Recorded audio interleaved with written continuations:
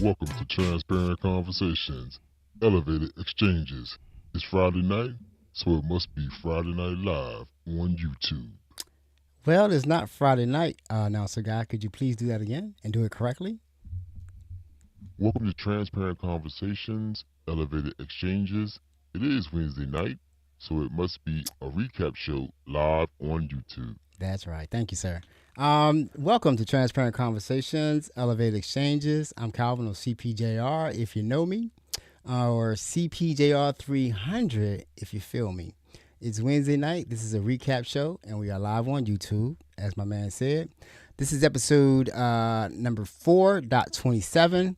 That's episode 4, 27 days. If you know, you know. We aren't elevated tonight because I cannot find the trees, so let's get to it. Actually, I know where the trees are. I already said that I'm not going to be partaking yet until I get to the dot 90, which is 90 days. So that's the plan. Give me 1 second, y'all. I gotta bring something up. How y'all doing? This show is also dedicated to Kilmar Obrea Garcia, the young man that was taken from Maryland, my home state, and sent to a gulag in. I'm sorry, I'm stop doing that. Sent to a gulag in El Salvador. He's not getting due process before he left, so I'm gonna keep dedicating all my shows to him until he's brought home. It's an impossible thing to imagine, being snatched off the street, and I think it resonates with me so much because I know what it is to be trapped and not be able to get back to your family. Through my addiction, I know what that feels like, and if you're helpless, I know it's a different situation. I know it's a completely different situation, but I can't imagine what this man's going through over there, and we'll keep him in our thoughts. And if you pray, please keep me in your prayers. I just can't shake it. I celebrated my birthday. My birthday was on Saturday. Yep, went to Fogo de Chao with the family. And that Saturday morning, I just woke up feeling terrible because I know that, and I put this on social media, I know that I had the opportunity, or was going to be afforded the opportunity, had the privilege of spending that day with my family. We had fun. We kicked it out. I had me a couple martinis, did a shot with my sister, Patron, and then I did an espresso martini. So, does that sound like I'm in recovery?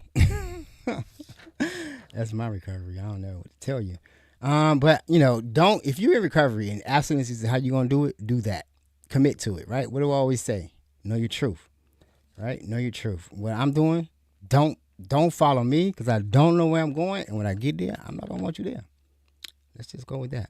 All right, so we're going to go ahead and go into the check-in. I want to talk about why I do a check-in every show, every recap, whatever show. I've always done my check-ins.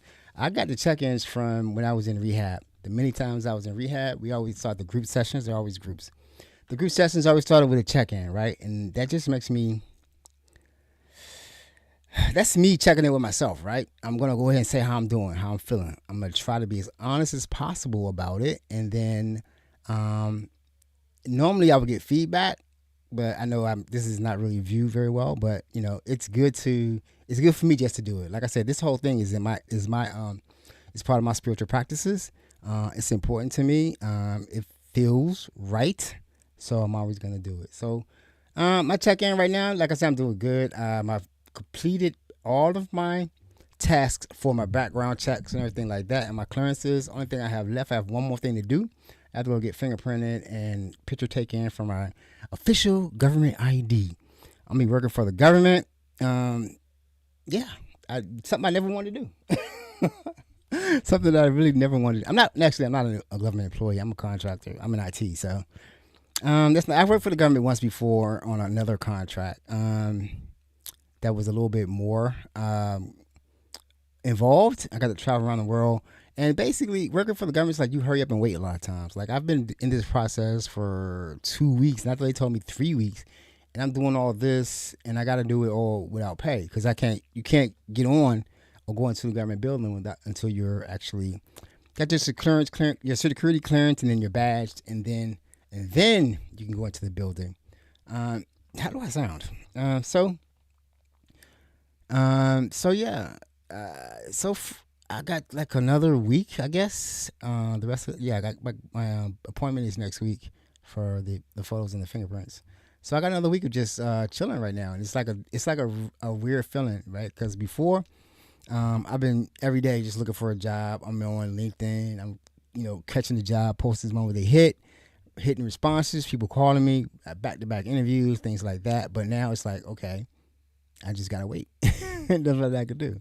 So I'm gonna use that time to really get centered, healthy, and just to focus on this podcast. I guess right. It's 2 days a week. I can always make it better. I actually typed up notes now because I have noticed that I've been missing points that I wanted to bring up, and I also have been I've been missing points that I wanted to bring up, and I've been missing topics that I wanted to talk about, and then things I want to express. So I'm trying to be a little bit better with that. I've been getting some criticism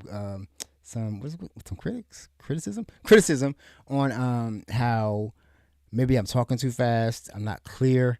So I'm gonna work on those things because this is a spiritual practice for me. It will never be perfect, but I can strive for that.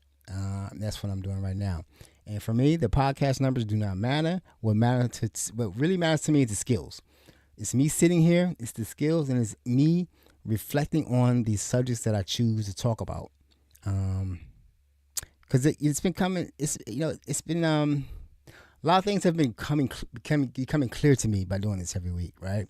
Especially, I talked about. I've been talking about we talked about, what did we talk about? Boundaries and manipulation from the first one, like how I got back in this chair.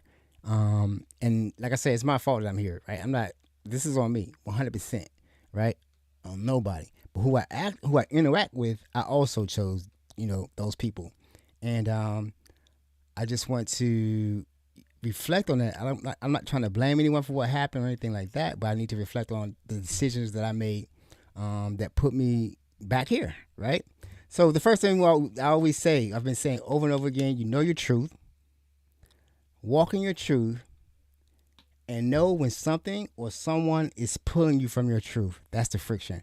And that friction to me is that weird little feeling, not a weird little feeling, but that little feeling that you get in the pit of your stomach that this isn't right. You know what I'm saying? Like I would run through that. Like I would run through that because basically how I feel, I discount how I feel, right? If I make a commitment to do something, then I discount how I feel, and I would just keep going, thinking it's gonna get better, right? That's a lot of that comes from being a Christian or being some person of faith, thinking that things are gonna work out for the best. I just have to keep doing it, right? So that theme just keeps running through my mind and running through every time I get ready to do one of these things. I just keep thinking, know your truth, walk in your truth, know when something is trying to pull you from your truth. That's running through my head constantly on everything I do. When I feel like I need to do something, I think about it. Is it friction? Am I feeling like I need to do it for a reason? Or maybe I just need to sit here and do nothing. And that's been happening a lot. So let's go ahead and talk about one more thing. Hold tight. I wrote notes, but I'm still bad at it, right? Yep. Okay. So also, when I do start working, this is the Friday night live is probably going to change to Saturday night because my commute's going to be like 2 hours, right? To where I have to go to. So that's no way I'm going to be here on Friday at 7 or 8. I probably won't be here till about 9. So I'll probably move this to Saturday nights, and it's gonna. I've been talking about the whole plan, right? But that's gonna fit into it. We're gonna move it over. It's gonna work. It's gonna work because I'm gonna be here doing it regardless. All right. So let's go ahead and get to the recap. We already talked about the ongoing thing. Know your truth, walk in your truth, and be able to recognize when something or someone is trying to pull you from your truth. Stand on that. And I've been saying that you should have your truth ready, like an elevator speech. Like if someone asks you, "What are you doing? What you up to?" Blah blah blah. You should be able to go ahead and say that, because you need to have that in your head. This is for me. I need to have that in my head and ready to go any given time. So that's that's something that I encourage anyone to do for anything. Have a little elevator speech. So when someone asks you something, does it line up with what you're doing? Is it going to take you further to where you need to go, or is it going to pull you away? And anytime you feel friction, you ride your bike, you feel that little friction on your brakes, you want to get off and adjust it, get off, stop. Just stop. You can always, anything you're doing, you can stop. Right? Like if this doesn't feel good to me anymore, I'm going to just stop because I need to do something else because it's not benefiting me anymore. So that's important. Also, I want to play another video. Remember, I was talking about, been talking about last week was about spirituality versus religion. I said that spirituality is for you, religion is for control, right? Because of the hierarchy. And it's funny when I said that, something jumped off on Instagram. Someone was talking about, they had a pastor talking about how it's not the police fault that all these police are. It's not the police fault that they're killing kids or killing other people, other unarmed black people. He was saying that that we need to teach our kids better on how to interact with the police, and that just blew up, right? So this one person who I know on Instagram, her name is on Instagram is called Black Home Educators. She did the video, right, and it just lined up. It lined up perfectly. It was a perfect example of what I was talking about, of how I got out of religion, right, and went to spirituality. I did not leave my spirituality. I left religion. So I'm going to go ahead and play that. Hold tight. And let me say this to those who were saying, oh, you're taking the pastor's words out of context. You didn't watch the full clip. Let me tell y'all something. A lot of us left the church, but we didn't leave God. Listen. Instantly, when he said what he said to downplay police brutality and systemic racism, our spirits rejected that. And do you want to know why? Because a lot of us are walking in a greater spiritual discernment. See, a lot of us came from that. And the way we got free was for doing what they discourage you to do. Read and use critical thinking skills, right? Those things are important because God gave us a brain for a reason. And for you who are saying, oh, don't touch my anointed. Don't you talk about God's anointed. We all anointed. All of God's children are anointed. But see, they will make you feel that this hierarchy system in the church, the person at the top is the only anointed one. So you dare not talk about him. That is a system of control. It goes back to slavery. Let's wake up. Let's read books. Let's understand history. Okay, so the reason I wanted to play that is because it really spoke to what I was saying, right? And it really spoke to, when I was actually in the church. And like I said before, I never felt comfortable. I never felt like I belonged. And I never agreed with what I was hearing. I just went along with it because, well, it was family. It was community. Then I thought I was going to find a cure to my addiction through God. It never did. All I kept doing was getting into deeper and deeper into the church, deeper and deeper into relationships that weren't benefiting me, and further and further away from my truth. And like I always say, like I'm gonna tell you the truth. If you really want to guide religion, study religion. Study religion. Study where it came from. Study how the Bible was developed. Study why. Why the Catholic has the Apocrypha. Like, study all these little differences, and really it'll either strengthen your faith, or it'll just have to quit, because that's basically what happened to me. Like, I really just studied, and I didn't just study the Bible. I studied where the Bible came from, how it was written, and then how people use it to use it for control. So the one thing that I always say, I said it before, I'm not gonna really harp on it, but I always say that church never really church is about. I said I'm not gonna say it no more. Church is about control because I always worry about my people. They're still Christians and they've been seeing this, and I'm not trying to talk anybody out of anything. You know what I'm saying? Do what works for you, but make sure it's working for you. But then if it's not, just quit it. You know what I'm saying? There's nothing. You get no benefit. You get no participation trophies at the end of anything, at the end of this life, because you stuck with it. You know what I'm saying? You got to be happy. And basically, right now, doing what I'm doing now and making the decisions that I'm making, I'm happy. Right? I'm happy. I think it's gonna be a quick check-in show because I'm yeah. I was gonna talk about some other things. Excuse me, some other things, and I was gonna talk about some affiliate links I was gonna start that I got approved for. I got introduced to, and I was gonna start doing some copies, some little videos for those. I won't start those till next week. I was just busy talking to a friend today. Good conversation. You know what I'm saying? It's funny though when you actually sit down and get to a place where you're peaceful and you know your truth, and you start talking to certain people. It just flows, right? It just flows because there's no pretense. I guess I'm trying to say, or I'm not objecting, or I don't feel like, because I won't talk to anybody I don't feel like talking to, right? Because that's basically where I'm at. I don't have any time. Like my time is precious to me, right? Because I don't have it so much, and I got a lot to do. Like I've been saying, like from the very beginning of this is just the beginning of everything and what I'm planning on, right? Because I want to be in the van on the beach doing a podcast by, let's say, summer next year. That's the goal. That's what we're striving for. To be in a camper van in front of a beach doing a podcast, or roasting some delicious broccoli or I like asparagus.